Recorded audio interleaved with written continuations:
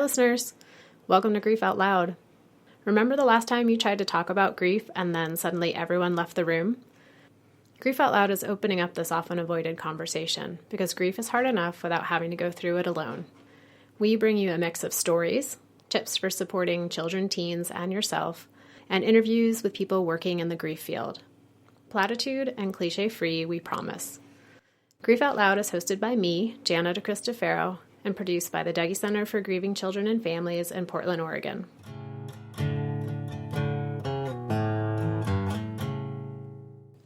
This is another in our series on how the approach to supporting grieving children has or hasn't changed over time.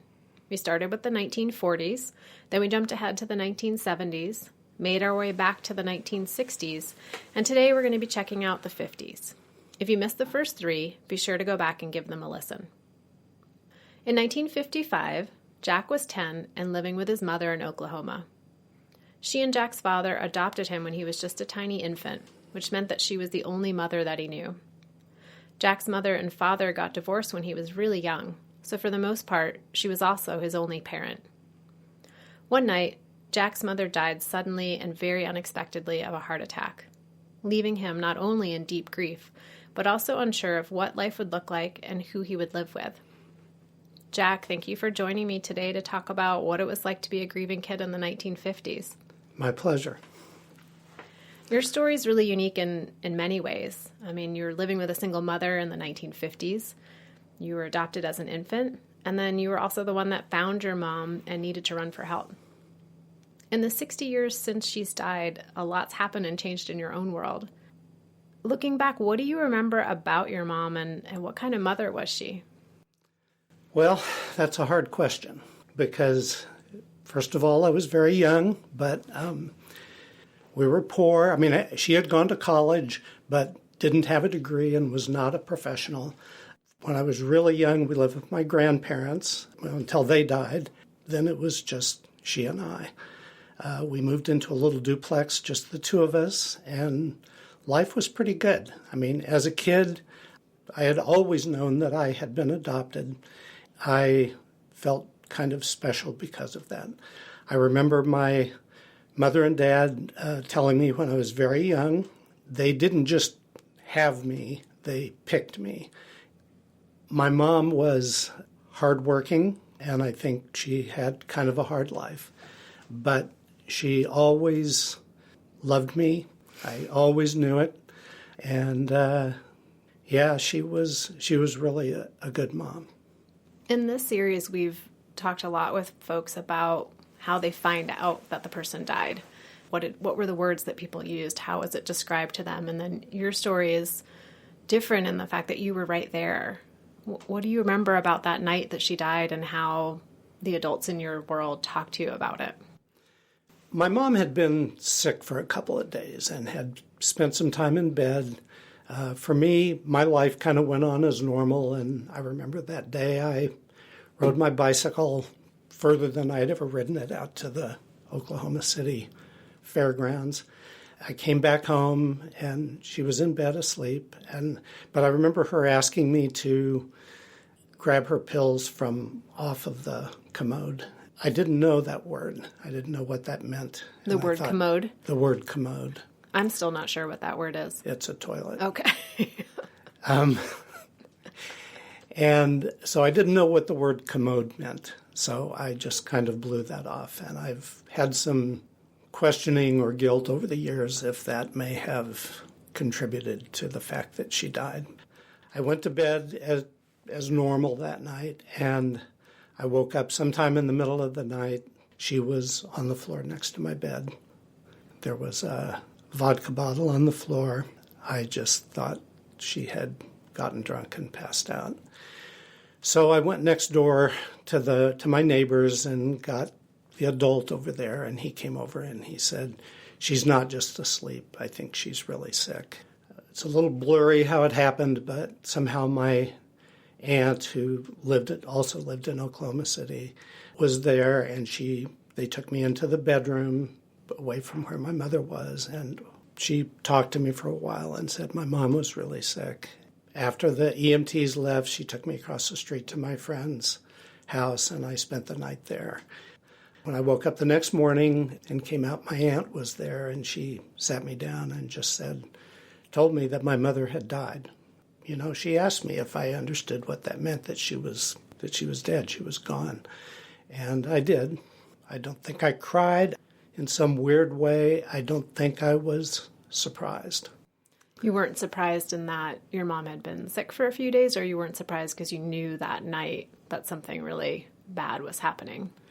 Well, both of those things. My mother was a functioning alcoholic in that she held down her job, but she would drink and get drunk. And I mean, they say that children of alcoholic parents kind of become the rescuers, and I really did try to take care of her that way. But also, you know, I knew something serious had happened when I found her on the floor. I guess I went to sleep with that possibility in my mind that she might have died. Looking back on that first night and that first morning after your aunt told you that your mom had died, what were some of the thoughts that were most on your mind? What were you thinking about or wondering about? Well, the biggest question for me was, where am I going to live? It was just she and I. She had a sister, my Aunt Betty. She had a son who was 6 years younger than me, a daughter who was 7 years older. They had what to me was kind of the perfect family. So that was where I wanted to go live. My dad was sort of my mother's drinking partner, I think. He lived about 100 miles away. He had remarried. As a kid, I knew him. I mean, he was present occasionally in my life, but I just didn't like him. You know, after my mother had died, I went and stayed with another aunt. All sort of sat around and talked about where I would like to live. I wanted to live with my Aunt Betty and Uncle Jim, but they told me that my dad had first dibs, and if he wanted me, I had to go live with him. He came up for the funeral, and he wanted me. So, you know, after the funeral, we got in the car, drove to Tulsa, and that was that. Right after the funeral, yeah, you had to go yeah. and move. And how did that turn out? Well, he really tried. I mean, the irony in all this about my relationship with him is that I always knew that he really loved me, but something about him just creeped me out. There was never anything inappropriate with me in any way. I just didn't like him. He had remarried. He was married to a lovely woman. You know, I made friends, but I just didn't want to be there. That wasn't it didn't feel right for my life. And how did that finally change or resolve itself? He was a traveling salesman. He would come home drunk, bring me presents, and I really hated that. I would cry and I would say, I don't want to be here. I want to live with Aunt Betty and Uncle Jim. He would say, okay. And then the next morning when he had sobered up, he would back out of that deal. Finally, he didn't back out of it. He called them and they said they would love to have me, but only if they could legally adopt me. They didn't want any back and forth. Back and forth. When he took me to the bus station for me to go to Dallas, where my aunt and uncle lived, the guy got on the bus with me with my little suitcase and kneeled down next to my seat on the bus and said, "Are you sure you want to go? Are you sure you don't want to stay with me?" And I told him, yeah, I did want to go. And he gave me a kiss, he walked off the bus, and I saw him through the window, kneel down at a bench and cry. I mean, it really broke my heart. In those moments, you know, I sat there and thought, maybe I should go, because this really hurts him. But I didn't. The door of the bus closed, we drove off, and I only saw him once or twice after that when he came to visit us. It's a lot of responsibility and decision-making at 10 and 11 years old. It was kind of one of those moments that has stuck in my life. I mean, finding my mother that year in limbo where I really didn't want to be.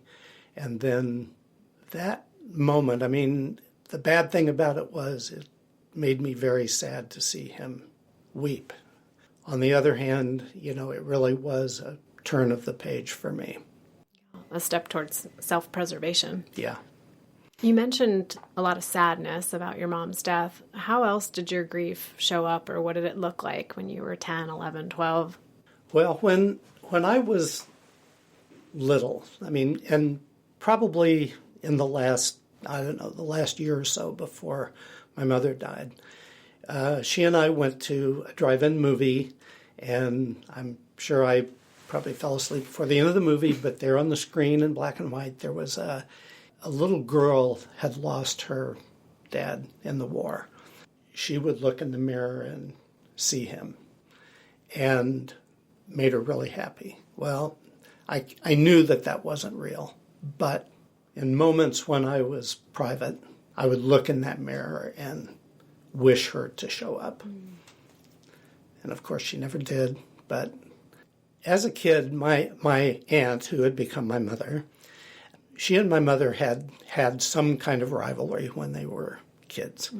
My aunt was the beauty queen. My mother was the blue-collar younger daughter, I guess. She didn't really like to talk to about my mother. And when I would be really bad and say, my mother never would have treated me this way, she would ask me, do you know what your mother was?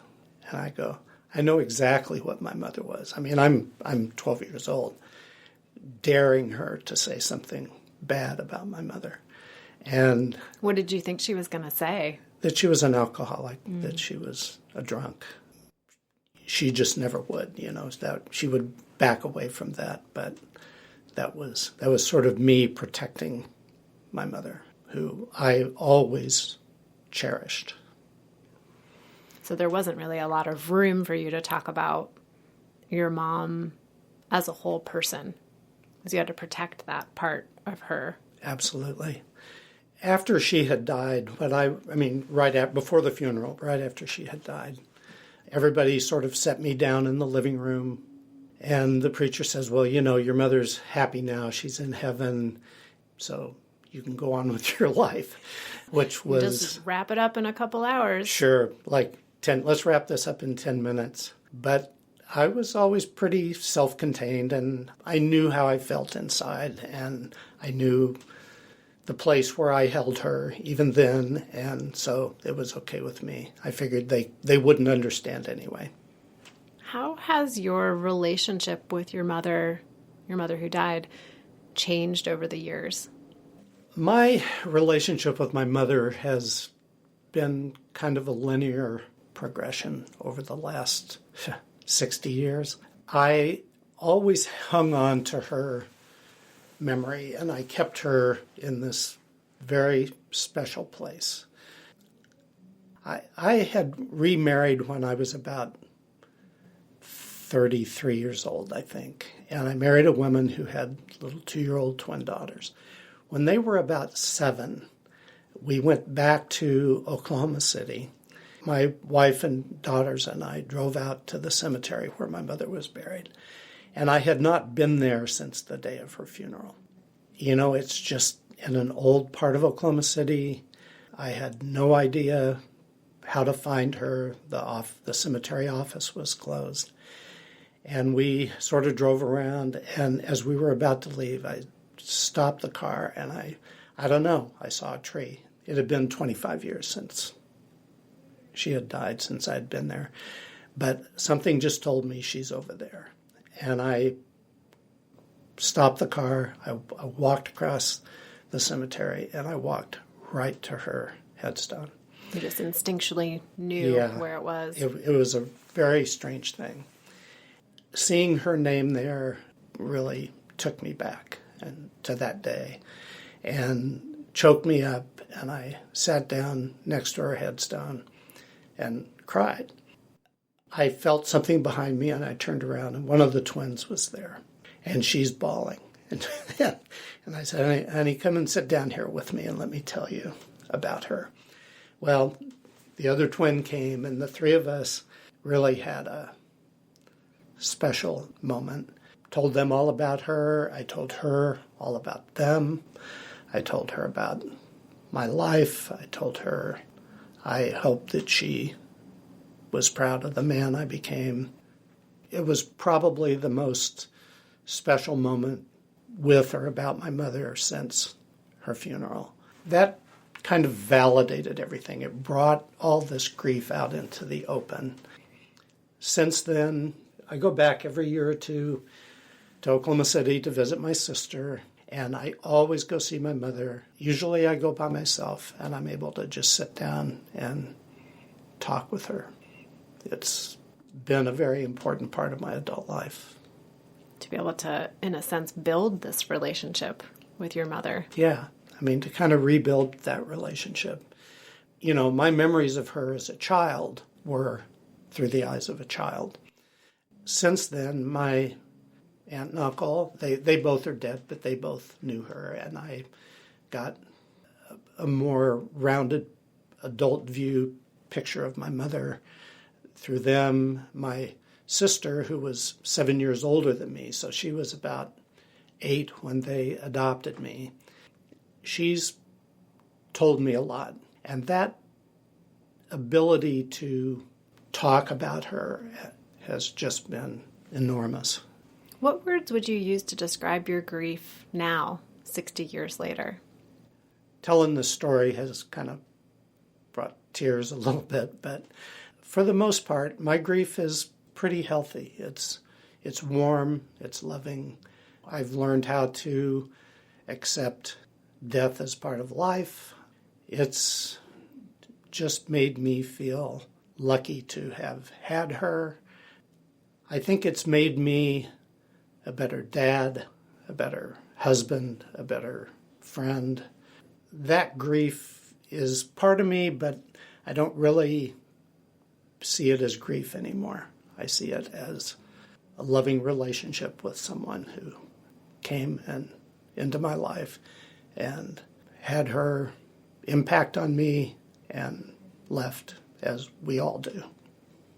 If you go back in time to when you were 10 and your mom died, and then you live with your dad for a year, and then you move in with your aunt and uncle who adopt you, is there anything the adults in your life could have done differently or done more of that would have been helpful in this process? I think the one thing would have been openness, to just talk with me about her and about how I felt. I think I feel lucky that I was capable of carrying that grief and not letting it make me angry or resentful. But it really would have helped if I had been able to just talk about it, and if the other people in my life, the adults in my life, had been able to talk about her with me. But I think they were uncomfortable with it.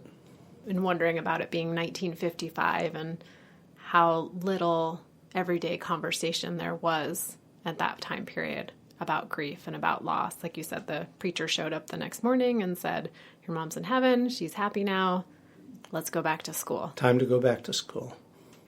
Well, Jack, I really appreciate you coming in and sort of delving back into that story and letting it touch on some of those activation spots where there's still some pretty intense emotions. It's my pleasure. And listeners, thank you for being part of our conversation today as well. As I mentioned, this is one in a series of episodes looking at how grieving children have been supported or not supported over time. This is 1955. You can check out the 40s, the 70s, the 60s. Soon up will be the 80s. You can find all of our past episodes on our website, dougy.org, or Apple Podcasts, Stitcher, iTunes, however you're getting your podcast these days. If you have an idea for a topic, and thanks to everyone who has written in with an idea, or if you have someone you think would be a great guest, just send us an email at help@dougy.org. Thanks for listening. Hope you'll join us again next time.